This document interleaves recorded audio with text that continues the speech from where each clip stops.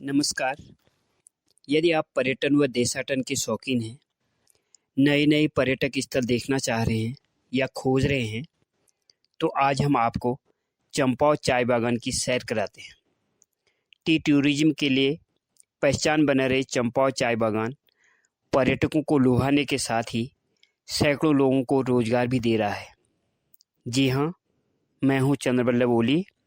आज मैं आपको टी टूरिज्म के लिए पहचान बना रहे चंपावत के सीलिंग टाक चाय बागान ले चल रहा हूँ। चंपावत जिला मुख्यालय से 4 किलोमीटर दूर उत्तर पूर्व में स्थित सीलिंग टाक चाय बागान बांस, बुरांस, देवदार के वृक्षों व हिमराज हिमालय की आभा के बीच नैसर्गिक सौंदर्य व रमणीक स्थल के रूप में अपनी पहचान बना रहा है। चंपावत जिला मुख्यालय से यहाँ पहुँचने के लिए पुलिस लाइन के सड़क मार्ग व जीआईसी चौक से जवाहर नवोदय विद्यालय के सड़क मार्ग से आसानी से पहुँचा जा सकता है। लगभग 2 हेक्टेयर क्षेत्रफल में फैले इस चाय बागान को केंद्र सरकार की स्वदेश पर्यटन योजना 2.0 के तहत टी टूरिज्म के रूप में विकसित कर नया डेस्टिनेशन बनाया जा रहा है।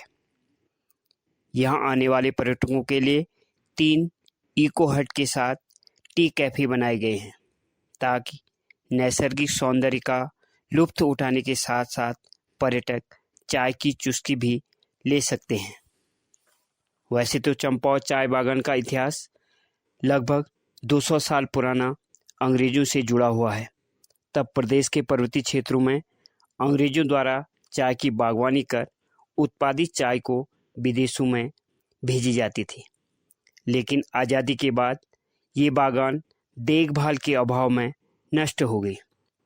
80 के दशक में भारत सरकार व प्रदेश की सरकार द्वारा फिर से इन्हें विकसित करने का कार्य किया गया।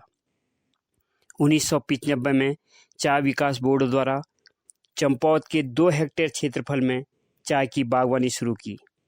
तब चाय के पौधे बाहरी क्षेत्रों से लाए जाते थे, लेकिन जिले में चाय के अनुकूल परिस्थितियां होने से चाय विकास बोर्ड द्वारा छीड़ा पानी में ही खुद की नर्सरी स्थापित कर धीरे धीरे जिले के 24 ग्राम पंचायतों के 252 हेक्टेयर पर चाय बागान विकसित कर दिए। आज ये चाय बागान ही सैकड़ों लोगों को रोजगार देने के साथ ही सरकार की आय को बढ़ा रहे हैं, वहीं पर्यटकों को भी आकर्षित कर रहे हैं। इन्हीं चाय बागानों में से एक चंपावत का सीलिंग टाक चाय बागान को प्रदेश सरकार द्वारा टी टूरिज्म के रूप में विकसित कर नया डेस्टिनेशन बनाया गया है। इस समय मैं मौजूद हूँ चंपावत के सीलिंग टाक चाय बागान के टी कैफे में, और यहाँ मेरे साथ चाय विकास बोर्ड के प्रबंधक राकेश कुमार जी हैं। आइए जानते हैं चंपावत चाय बागान के टी टूरिज्म के बारे में। नमस्कार सर। जैसा कि प्रदेश में पर्यटन गतिविधियों को बढ़ावा देने के उद्देश्य से नई पर्यटक स्थलों का विस्तार किया जा रहा है, उसी कड़ी में चंपावत चाय बागान को भी टी टूरिज्म के रूप में विकसित किया गया है। आपके माध्यम से पर्यटकों को क्या क्या सुविधा दी जा रही हैं, यहाँ पर क्या क्या विकास कार्य किए जा रहे हैं जिससे पर्यटक और आकर्षित हो सकें, जी जानकारी दे दीजिए। पर्यटकों को आकर्षित करने के लिए एक भारत सरकार की स्वदेश दर्शन 2.0 पर्यटकों को लुभाने वाली एक योजना है, जो कि चंपावत चंपा चाय बागान के अंतर्गत सीलिंग टॉक में बनी हुई है। ठीक है, जिसमें एक व्यू पॉइंट बना हुआ है, जिससे आप पूरे चंपावत जिले का आप वहां से पूरा दर्शन कर सकते हैं, क्योंकि वहां से पूरा चंपावत और इधर चारों तरफ की सीनरी सुंदर एकदम पहाड़ वगैरह जो आप सभी चीज वहां से देख सकते हैं। इसके तहत आप हम टूरिस्ट के लिए 3 हट्स बने हुए हैं, जिसमें पर्यटक रात्रि में विश्राम कर सकते हैं और उनके खाने पीने के लिए भी कोई दिक्कत नहीं है। उनके लिए कैफे बनाया, कैफे भी तैयार किया गया है। उसमें आपको सभी प्रकार का खाना, सभी मतलब साउथ डिश हो या इंडियन जो भी है, नॉर्थ ईस्ट जो भी जिस टाइप का खाना मतलब टूरिस्ट मांगेगा उसी आधार पर मतलब सब तैयार किया गया है। ठीक है, इसके आधार पर हमारे यहाँ मतलब जनरली मतलब यहाँ पे एक टिकट काउंटर भी है जिसमें टिकट लगता है देखने के लिए। उसमें समझे एक आदमी का 20 रुपए टिकट लगता है, जिससे गवर्नमेंट की कम से कम 25 से 30 हजार रुपए की इनकम मंथली टिकट से ही आमदनी हो रही है। बल्कि जो टी हट है, टी हट्स का रेट मतलब वो ज्यादा नहीं है, नॉर्मली है। वो हम बाद में आपको मतलब वेबसाइट के थ्रू मतलब गूगल के तहत आपको मतलब बता दिया जाएगा कि मतलब कितना रेट पड़ेगा, लेकिन जेन्युइन होगा, ज्यादा वो नहीं होगा। और उससे मतलब पार्किंग की भी व्यवस्था है, कोई मतलब ऐसा वो नहीं है। और पर्यटकों के लिए मतलब चाय बिक्री केंद्र भी खुला हुआ है और मतलब ऐसा नहीं है, टॉयलेट पानी मतलब सभी चीज की व्यवस्था यहाँ पे कराई गई है। धन्यवाद सर। जैसा कि चंपावत पर्वतीय व मैदानी 2 भूभागों में बटा हुआ जिला है। यहाँ ज़्यादातर हिस्सा उच्च हिमालयी होने के कारण पर्यटक यहाँ मार्च से अक्टूबर तक ही आते हैं, लेकिन स्थानीय स्तर पर लोग रविवार या अवकाश के दिन इन पर्यटक स्थलों में घूमने आ जाया करते हैं। अभी हमें कुछ महिलाएं दिख रही हैं, उनके पास जाकर जानते हैं उनके बारे में। नमस्ते मैडम, कहाँ से आए हैं, कैसा लग रहा है यहाँ आकर? नमस्कार सर, मैं GIC चंपावत से आई हूँ और मेरे साथ मैम भी आई हुई हैं बहुत सारी। और ये जो टी गार्डन है सर, वैसे उत्तराखंड में बहुत सारे पर्यटक स्थल है। इसमें से जो टी गार्डन है जो कि हमारे चंपावत में है सर, एक तरीके से चंपावत को इकोनॉमिक हब बनाने में भी बहुत महत्वपूर्ण स्थान इसका रहेगा। क्योंकि पिछले समय तक देखा जाता था कि यहाँ पर मतलब बहुत ज्यादा विकास नहीं होता था, पर अब देखें कि टी गार्डन को इतनी अच्छी तरह से विकसित किया गया है कि यहाँ पर आए दिन नए नए पर्यटक आते हैं, जिससे कि कई तरीके की सुविधाएं जो कि इकोनॉमिक रूप से जो इकट्ठा किया जाएगा पैसा, उससे कई तरीके का इसका डेवलपमेंट हो पाएगा। और ये इसको थोड़ा सा और अधिक विकसित करने की जरूरत है सर, क्योंकि कहा जाता है कि जैसे पर्यटक जो आए तो उन्हें फैसिलिटीज वगैरह मिले, जिससे कि वो और ज्यादा अट्रैक्ट हो।